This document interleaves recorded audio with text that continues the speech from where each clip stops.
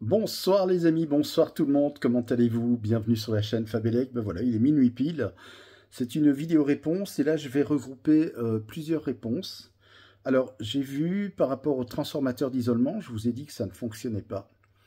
Alors effectivement, c'est à éviter. Voilà, c'est pas la meilleure solution.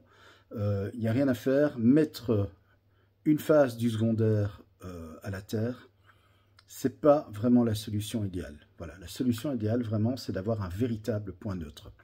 Alors pourquoi il faut absolument le neutre plutôt que d'utiliser la terre? Premièrement, je vous l'ai dit, c'est interdit. C'est interdit en Belgique, c'est interdit en France par la norme NFC 1500.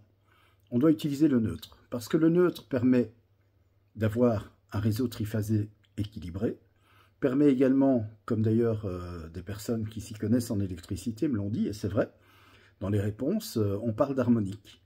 On parle de variation de tension.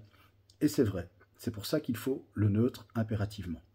Seuls sont autorisés les gestionnaires de réseau, comme Enedis en France, Ores, Sibelga, Resa, enfin tous les gestionnaires de réseau en Belgique, peuvent et doivent d'ailleurs mettre le neutre à la terre pour créer un neutre artificiel en cas de problème. Donc c'est une question de sécurité, mais on ne peut pas le faire au niveau des installations électriques. Sauf, comme je l'ai dit, si on utilise par exemple un groupe électrogène pour alimenter par exemple une partie de la maison, ou même si on a un groupe électrogène assez puissant pour alimenter pourquoi pas toute la maison, là c'est impératif de mettre le groupe à la terre. Donc la carcasse du groupe doit être mise à la terre, mais une terre que vous allez il y a des piquets de terre exprès que vous allez planter dans le sol. Vous n'allez pas raccorder le groupe à votre prise de terre de la maison, ça c'est évident. Voilà, ça c'est pour répondre déjà aux différentes questions. On m'a demandé, est-ce que des groupes électrogènes en 3 fois 230 volts, donc en triphasé sans neutre, existent? Bien la réponse est non, ou s'il en existe, ils sont très rares. En général, parce que c'est la norme, on utilise du 3 fois 400 volts plus neutre au niveau du groupe électrogène.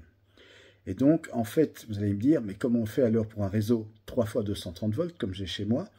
Eh bien, en Belgique, Ores, par exemple, puisque c'est Ores qui me distribue l'électricité ici, ils vont mettre entre le groupe et la cabine basse tension un transformateur abaisseur de tension. De telle sorte qu'au primaire, on aura 3 fois 400 volts, et au secondaire, eh bien, le transformateur va délivrer du 3 fois 230 volts, avec bien 230 volts entre phases.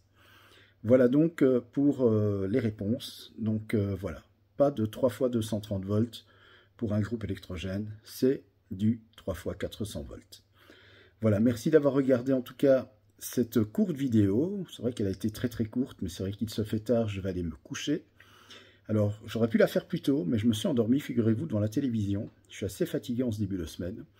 Donc là, je ne vais pas tarder à aller me remettre au lit, parce que je me suis endormi, j'ai même rien vu à la télé, tellement j'étais crevé. Je vous embrasse, je vous retrouve très vite pour une nouvelle vidéo en électricité. Merci pour vos nombreuses réactions. Merci en tout cas de l'intérêt que vous portez à la chaîne Fabelec. N'hésitez pas à vous abonner si vous voulez en savoir plus sur l'électricité avec des vidéos sympas. Eh bien, abonnez-vous. Je vous en remercie d'ores et déjà d'avance. Et puis je vous dis à très vite dans la semaine pour de nouvelles vidéos en électricité. Je vous embrasse, bonne nuit et bon début de semaine.